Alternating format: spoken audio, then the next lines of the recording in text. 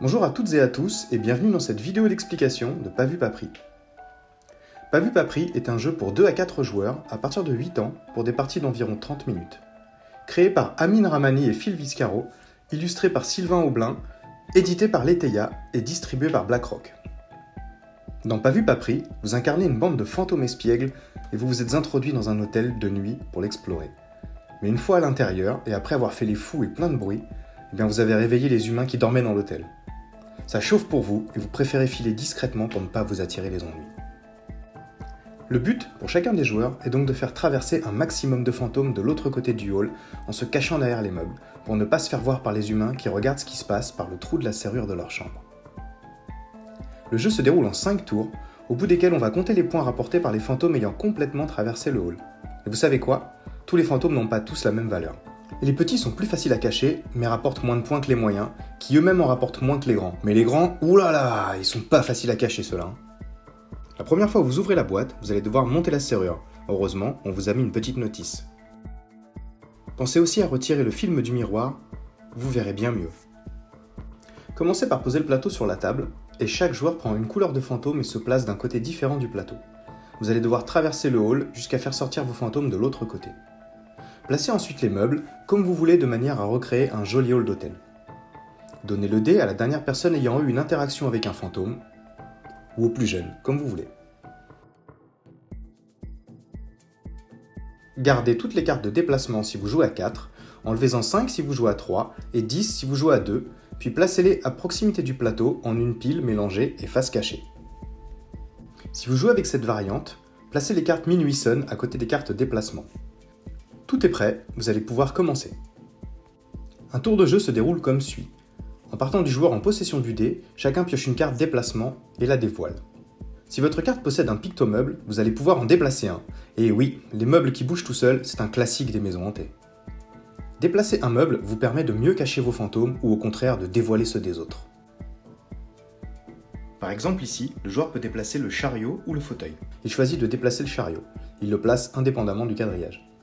Vous pouvez poser les meubles debout, couchés, sur le côté, dans tous les sens, même les superposer, et cacher des fantômes dedans. Vous ne pouvez pas déplacer un meuble qui a déjà été déplacé sur ce tour. Et si un fantôme se trouvait sur ou dans un des meubles que vous voulez déplacer, le fantôme reste sur place, seul le meuble bouge. Une fois les meubles déplacés, les joueurs vont pouvoir faire avancer les fantômes. Et là, tout le monde joue en même temps. Attention au bazar! Pour déplacer vos fantômes, vous pouvez utiliser librement les points de déplacement inscrits sur votre carte et les allouer à un ou plusieurs fantômes. Par contre, vous ne pouvez pas faire entrer et sortir un fantôme sur le même tour. Il doit rester au moins un tour dans le hall. Bah ouais, sinon c'est de la triche. Par exemple, celui-ci avance de 1, 2, 3, puis celui-ci 4, 5, et enfin ce dernier 6, 7. Et comme vous êtes des fantômes, vous pouvez bien évidemment traverser les meubles, et même parfois vous arrêter à l'intérieur. C'est quand même bien pratique d'être un ectoplasme. Une fois que tout le monde a déplacé ses fantômes, chacun va lancer le dé en commençant par la personne qu'il possède. La plus haute valeur octroie à celle ou celui qui l'a obtenue de choisir de quel côté va se placer la serrure. Elle ne peut jamais se retrouver 2 tours de suite du même côté, donc choisissez un des 3 autres côtés, puis lancez à nouveau le dé qui indique alors l'emplacement de la serrure. Placez la serrure sur la porte en question et regardez à travers. Et c'est là tout le sel de Pas vu pas pris. En vous déplaçant sur les côtés, en adaptant votre regard pour couvrir tout l'angle de vision permis par la serrure, vous allez essayer de voir le plus de fantômes possible. Tous les fantômes que vous voyez à travers la serrure sont renvoyés de leur côté, y compris les vôtres. Ils ont pris peur et sont retournés se planquer.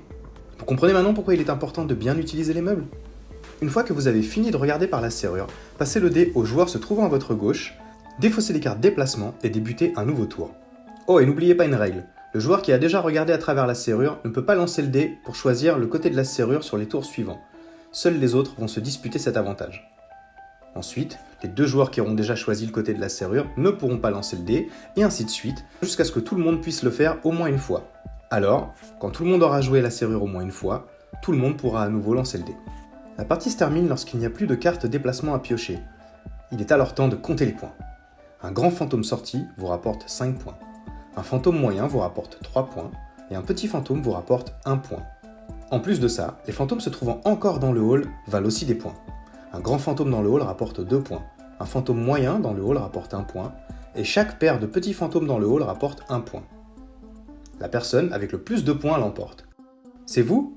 Félicitations! Voilà, vous savez désormais jouer à pas vu pas pris. Envie d'ajouter un peu de challenge? Essayez l'une des deux variantes de jeu, voire même combiner les deux, pour de nouveaux challenges et de nouvelles aventures ectoplasmiques entre amis ou en famille. Merci d'avoir passé ce moment avec nous, et on vous dit à très bientôt sur un festival ou ailleurs. Salut!